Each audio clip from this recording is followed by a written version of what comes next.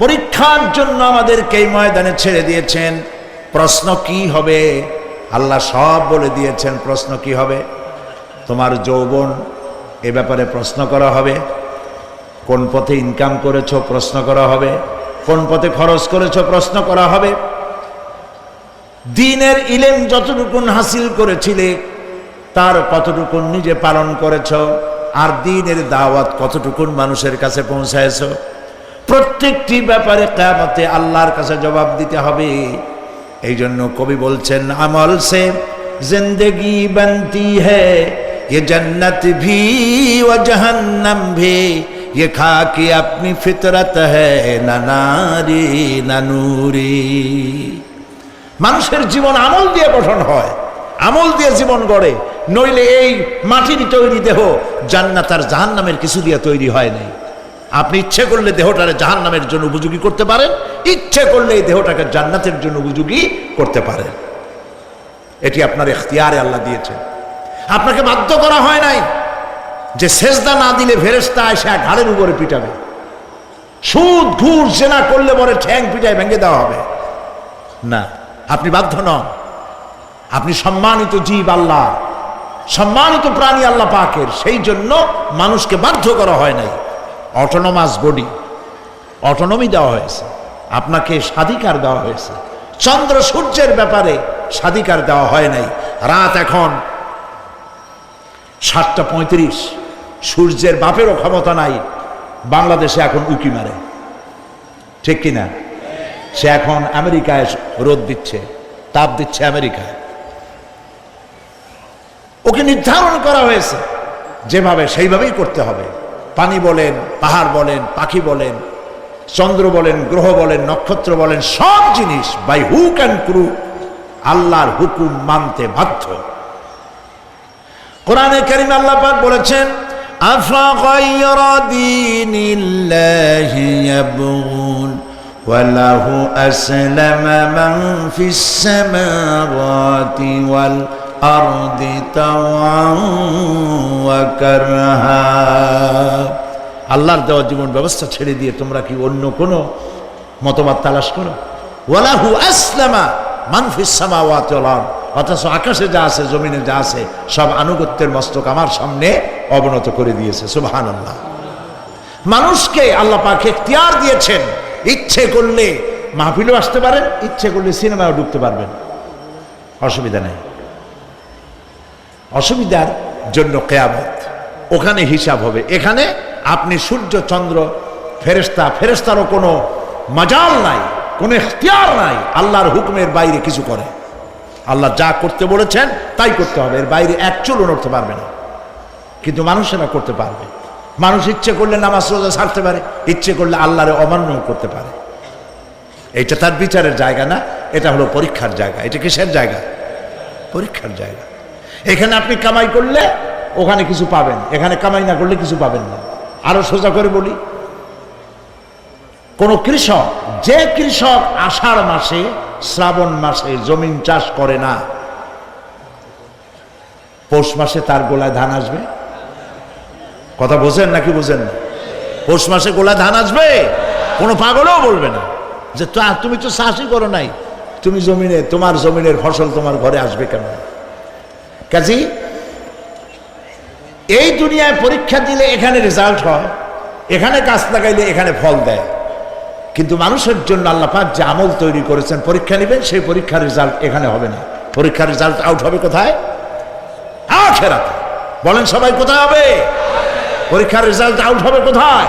আখিরাতে। এইখানে আপনি যা কামাই করবেন এখানে রিটার্ন দেওয়া হবে না। এখানে যা কামাই করবেন সমস্ত কামাই 700 গুণ বর্ধিত আকারে কিয়ামতে আল্লাহ আপনার হাতে ধরাই দিবেন। আল্লাহর ওয়াদা কখনো মিছা হয়? মিছা হয় রাজনৈতিক দলের নেতারা, এই জাতীয় লোকেরা যারা মঞ্চে আসে আর বলে যে এবার আমাদের ভোট দেন, আমরা ক্ষমতায় যাইতে পারলে আপনারা না খাইয়া কেউ মরবেন না। কিন্তু কি খাইয়া মরবে তাও কয় না। সেদিন শুনলাম এই যে নির্বাচন এখন একটা চলতেছে, স্লোগান, বাপ দাঁড়াইছে, ছেলে তো বলে রহিম ভাই আমার ভাই, তোমার ভাই, বাপের নাম রহিম। তারপরে শুনলাম বলতেছে বেগুন ভাইয়ের চরিত্র, আজকাল নাম রাখে তো আদর করে বেগুন পটল। বেগুন ভাইয়ের চরিত্র ফুলের মতো পবিত্র। আমি আর একজনের পাশে থেকে কইল যে নামাজ পড়ে না একক, তো এমনই ফুলের মতো চরিত্র। তো দুনিয়ার ময়দানে আপনি যা কামাই করবেন এখানে রেজাল্ট আউট হবে, এখানে আপনি পাবেন ফল, এখানে পাবেন। যা করবেন এখানে গাছ লাগাবেন, ফল লাগাবেন, এখানে পাবেন। আর আল্লাহর জন্য যেটা করবেন সেটার ফল, সেটার রেজাল্ট কিয়ামতে বাইর হবে। সুবহানাল্লাহ। এখানে পরীক্ষা দিয়ে যদি কেউ ফেল করে, ম্যাট্রিক পরীক্ষা দিয়ে ফেল করেছে, ফাজেল পরীক্ষা দিয়ে ফেল করেছে, আবার পরীক্ষা দিয়ে পাশ করার সুযোগ আছে, আবারও ফেল করেছে, আবারও পরীক্ষা দিয়ে পাশ করার সুযোগ আছে। 10 বার যদি ফেল করে আরো 10 বার পরীক্ষা দিয়ে পাশ করার সুযোগ আছে। কিন্তু কিয়ামতের দিন আল্লাহ রাব্বুল আলামিনের জীবনের পরীক্ষায় কোনো মানুষ যদি আল্লাহর আদালতে ফেল করে বসে একবার, দ্বিতীয়বার পরীক্ষা দেওয়ার আর কোনো সুযোগ নাই। এই পৃথিবীতে যদি কেউ নিম্ন আদালতে মামলায় হেরে যায়, জজ কোর্টে করবে, যদি হেরে যায় হাইকোর্টে করবে, হেরে গেলে আপিল করবে সুপ্রিম কোর্টে, সুপ্রিম কোর্টেও যদি হেরে যায় তাহলে প্রেসিডেন্টের কাছে আপিল করবে। সুযোগ আছে কয়েকবার। কিন্তু কিয়ামতের দিন জীবনের আদালতে কোনো মানুষ যদি একবার ফেল করে বসে, জীবনের মামলায় যদি একবার হেরে যায়, দ্বিতীয়বার আপিল করার আর কোনো জায়গা নাই। সেই আখিরাতে রেজাল্ট আউট হবে। আমরা সব মরে যাব, আমরা সব কি হব? সব মরে যাব। আল্লাহ পাক আমাদেরকে উঠাবেন আবার। মানুষকে কবরে রাখার সময় আমরা কি বলি? মিনহা খালাকনাকুম, জানেন না? পড়েন, মিনহা খালাকনাকুম ওয়া ফিহা নুঈদুকুম ওয়া মিনহা নুখরিজুকুম তারাতান উখরা। এই মাটি দিয়ে তোমাকে তৈরি করা হয়েছিল, এই মাটির মধ্যে রেখে গেলাম, এর থেকে আবার তোমাকে উত্থিত করা হবে। কে বলতেছেন কথা? আল্লাহ পাক বলছেন, আল্লাহ তাআলা বলছেন। কি নিষ্ঠুর এই পৃথিবী! ভেবে দেখেছেন কি একবারও কি ভেবে দেখেছেন এই পৃথিবী কত নিষ্ঠুর? এই সন্তান সন্ততি সব একটি মোহ, একটি মায়া, একটি মহব্বত, একটি প্রতারণা। যে বইয়ের জন্য হারাম ইনকাম করেছেন, যে সন্তানদের জন্য হারাম ইনকাম করেছেন, জান দিলেন, রক্ত দিলেন, জীবন দিলেন, সারা রাত কষ্ট করেছেন, দৌড়দৌড়ি করেছেন, যখন মরে গেলেন, যে বাচ্চাটা আপনি কোলে না নিলে কলিজা ঠান্ডা হয় না, সেই বাচ্চা বলবে, মাকে বলবে, মা বাপের লাশ যে রুমে আছে আমার সেখানে নিও না, আমার ভয় করে। ঠিক কিনা? স্ত্রীও আরো 2-1 লোক না হলে লাশের ঘরে থাকতে পারবে না, তারও ভয় করবে। থাকলে বড় জোর মা থাকতে পারে, বাপ থাকতে পারে। যাকে বিবাহ করার পর অনেক সন্তান আছে, মা বাপকে চোখে দেখতে পারে না, বউর কথা মতো মায়ের সাথে কথা বলা বন্ধ করে দেয়। হয়তো কুমিল্লা এরকম নাও থাকতে পারে। বউ তো নালিশ করছে, মার সাথে কথা কয় না, আবার বলে এই বুড়িটা মরে না কেন? নাউযুবিল্লাহ, নাউযুবিল্লাহ। বুড়িটারে মরার কথা বলতেছো তুমি।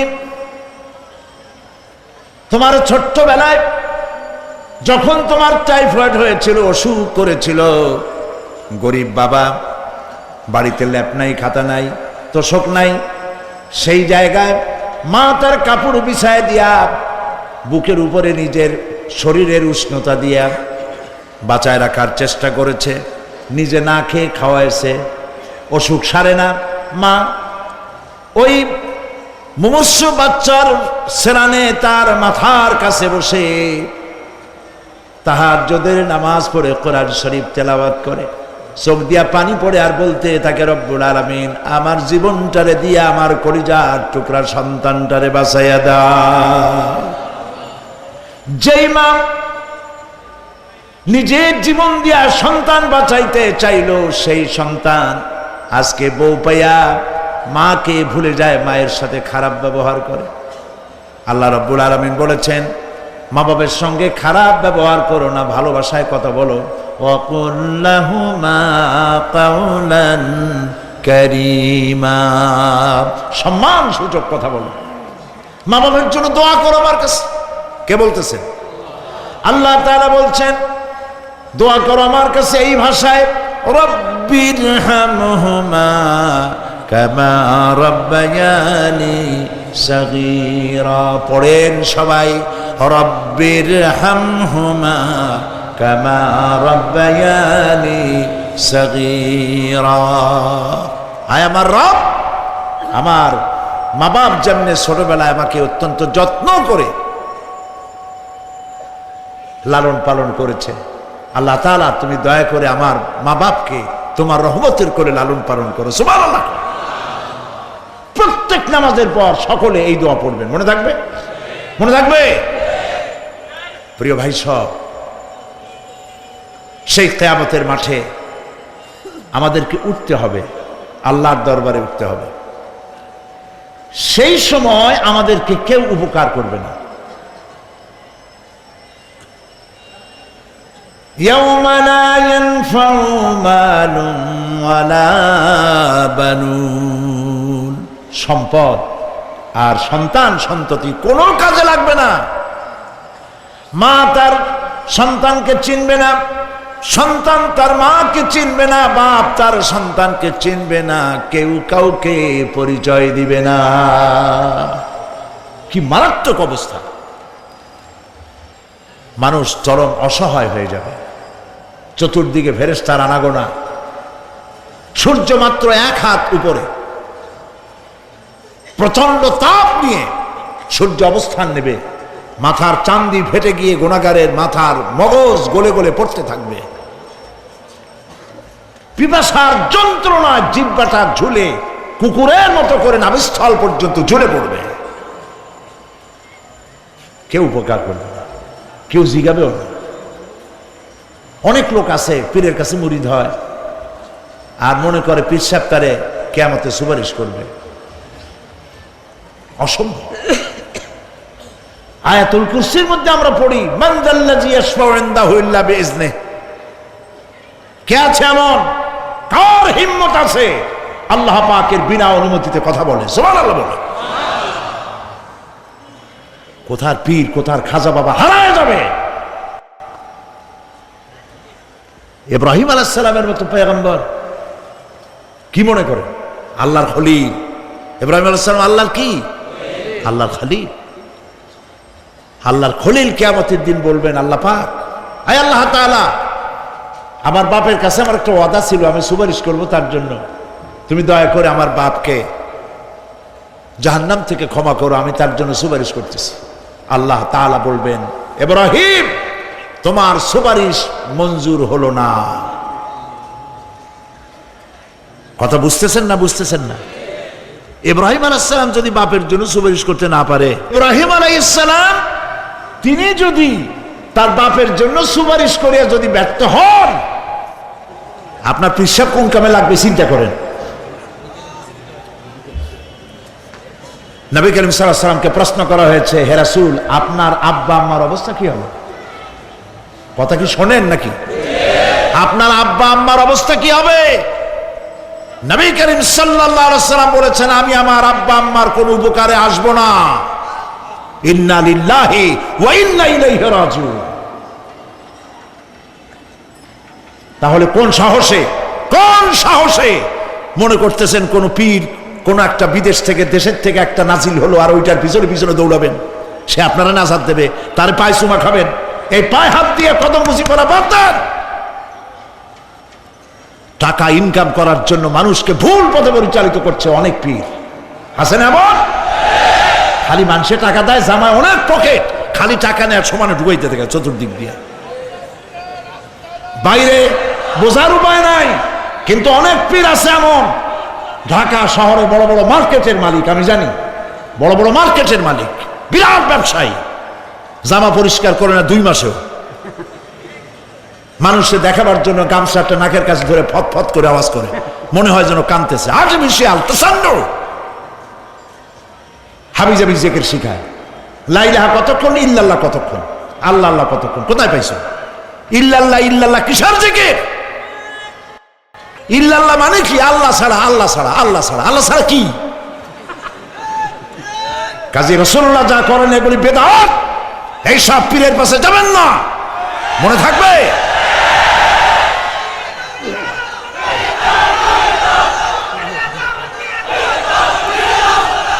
প্রিয় ভাই সব, কিয়ামতের দিন আপনার আমল, একমাত্র আমল আপনাকে বাঁচাইতে পারবে।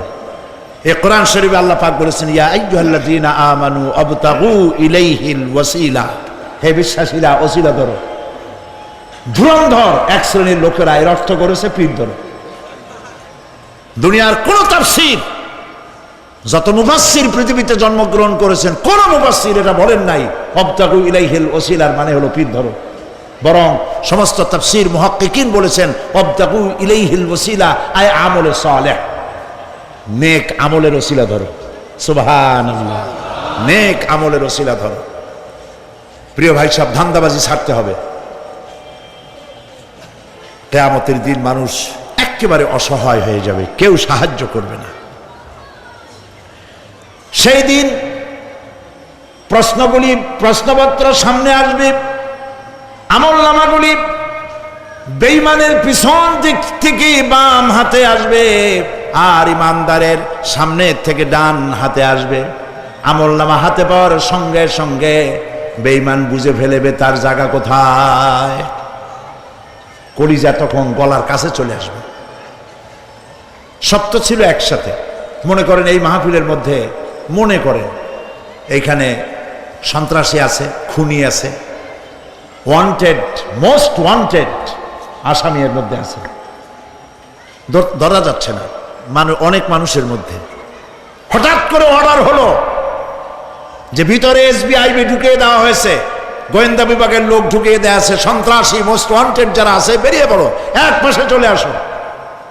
তখন অবস্থাটা কি হবে তাদের? মজা লাগবে? পায়ের রক্ত মাথায় উঠে যাবে, চোখ দিয়ে রক্ত পড়া শুরু করবে। সমস্ত মানুষ একসাথে ছিল হাসরের ময়দানে, হঠাৎ করে অর্ডার হয়ে যাবে ওয়ামতাজুল ইয়াওমা আইয়ুহাল মুজরিমুন, হে অপরাধীর দলেরা আলাদা হয়ে যাও। ইন্না লিল্লাহ, আলাদা হয়ে যাও। সমস্ত মানুষ সেখানে খালি পায়ে উঠবে, কারো পায়ে জুতা নাই, স্যান্ডেল নেই, পরনে কোনো কাপড় নাই, গায়ে কোনো কাপড় নাই, মাথায় কোনো আবরণ নাই। হযরত আয়েশা সিদ্দিকা রাদিয়াল্লাহু তাআলা আনহা, তিনি নবী করিম সাল্লাল্লাহু আলাইহি ওয়াসাল্লামের কাছে কিয়ামতের এই বর্ণনা শুনে কাঁদতেছিলেন আর বলতেছিলেন, হে আল্লাহর রাসূল, কিয়ামতে সকলকে ভাবে উঠতে হবে, এমনকি আমাকেও? হুজুর বললেন, প্রত্যেকটি মানুষকেই উলঙ্গিনী হয়ে উঠতে হবে। তিনি প্রশ্ন করলেন, তখন কি শরম হবে না? নবী করিম সাল্লাল্লাহু আলাইহি ওয়াসাল্লাম বলছেন, জাহান্নামের ভয়তে কেউ কারো দিকে তাকাবার সুযোগ পাবে না। সব উপরের দিকে তাকায় থাকবে আর বলবে, আল্লাহ আমারে বাঁচাও, আল্লাহ আমারে রক্ষা করো। সমস্ত নবীরা, সমস্ত নবী আদম আলাইহিস সালাম থেকে শুরু করে ঈসা আলাইহিস সালাম পর্যন্ত সব নবী বলবেন, নাফসি নাফসি, আল্লাহ আমারে বাঁচাও, আমাকে রক্ষা করো। কোথায় যাবে আপনার পীর সাহেব? একমাত্র ব্যক্তি বিশ্বনবী মুহাম্মদুর রাসূলুল্লাহ সাল্লাল্লাহু। মানুষেরা হয়রান হয়ে যাবে, আদম আলাইহিস সালামের কাছে যাবে, আবাল বাশার, আপনি প্রথম মানুষ, আমরা বিপদে শেষ হয়ে গেছি, 50,000 বছর দাঁড়ায় আছি। কয় বছর দাঁড়ায় থাকতে হবে? কোথায় আছে? এই কোরআন শরীফে 50,000 সানা মিম্মা তাউদ্দুন। এই পৃথিবীতে গণনা করলে 12 মাসে 1 বছর, 12 বছরে 1 যুগ, এরকম করে করে 50,000 বছর পৃথিবীতে গুনলে যত বড় লম্বা হয়, বিচারের দিনটা এত বড় লম্বা হবে। সবাই বলবে, আদম আলাইহিস সালাম আমাদের জন্য একটু আল্লাহকে সুপারিশ করুন যেন তিনি আমাদের বিচারটা তাড়াতাড়ি করে দেন। তিনি বলবেন, আমার পক্ষে সম্ভব নয়। আল্লাহ সামনে দাঁড়িয়ে কথা বলার আমার কোনো সাহস নাই, আমি পারবো না। নূহ আলাইহিস সালামের কাছে যাও, নূহ আলাইহিস সালাম বলবেন আমি পারবো না। মুসা আলাইহিস সালামের কাছে যাও, তিনি বলবেন আমি পারবো না। ইব্রাহিম আলাইহিস সালামের কাছে যাও, একজন আরেকজনের কাছে পাঠাবো। সর্বশেষ ঈসা আলাইহিস সালামের কাছে লোকেরা আসবে, হাসরবাসী।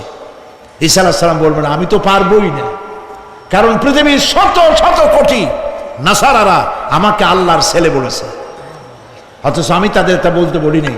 আমি নিজের ব্যাপারেই আজকে শঙ্কিত, আমারে তারা আল্লাহর ছেলে বলছে। আল্লাহ আজকে আমার সাথে কি ব্যবহার করবেন আমি তো জানি না, আমি নিজেই বিপদে আছি। তবে আমি তোমাদের ব্যাপারে একটা পরামর্শ দিতে পারবো। একজন ব্যক্তি আছে যার কাছে গেলে তিনি কথা বলতে পারবেন, তিনি বিশ্বনবী রাহমাতুল লিল আলামিন জনাব মুহাম্মদ রাসূলুল্লাহ সাল্লাল্লাহু আলাইহি ওয়াসাল্লাম। তার কাছে চলে যাও, হাসরবাসীরা তার কাছে চলে যাবে। নবীজি সকলের কথা শুনে সেজদায় পড়ে কাঁদতে থাকবেন। তিনি বলবেন হাসরবাসীদের কাজ সুস্থ করবেন, এই কাজ আমার কাজ, আমি বলবো আল্লাহ পাককে। তিনি সেজদায় পড়ে কাঁদবেন। রব্বুল আলামিন প্রশ্ন করবেন, হে আমার রাসূল, আপনার তো আজকে কান্দার দিন না, আপনি কাঁদেন কেন?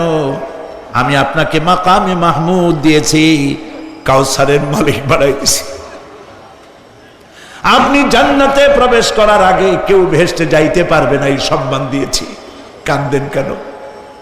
নবীজি বলেন রব্বুল আলামিন যা তুমি আমার জন্য বরাদ্দ রেখেছো সব আমি পেয়েছি বা পাবো, আমি কান্দি আমার উম্মতের কি হবে?